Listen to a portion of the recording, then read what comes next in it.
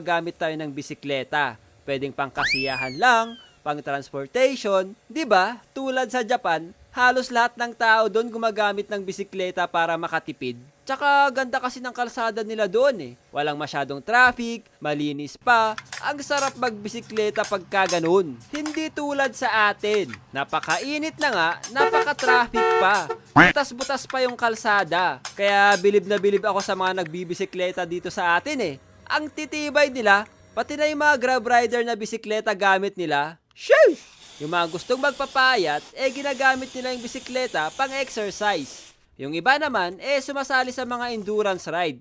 Yun na yung mga batak ang mga legs. Grabe, kakabilib. Sa kanila ako nakakita ng parang daliri na lang yung size ng gulong eh. Nung pandemic nga, di ba? Ang daming gumamit ng bisikleta dahil sa social distancing. Walang public transportation. Nung time na yun napaisip na rin ako bumili. Pero naalala ko, hindi pala patag yung lugar namin. Bulubundukin. Kaya wag na lang. Pero guys, mag-ingat kayo sa paggamit ng bisikleta, okay? Huwag nyo gamitin yan para magpahabol sa aso. Huwag na wag rin kayo magnakaw ng bisikleta sa mga nagpaparenta. Tulad na lang ng mga na-witness ko dati. Potek yan, nakasakay ako sa jeep pa uwi, nakakita ako ng sidecar sa service road. Halatang tinakas nila mula sa mga nagpaparent sa park. Lecheng yan. Kayo, anong kwentong bisikleta experience nyo?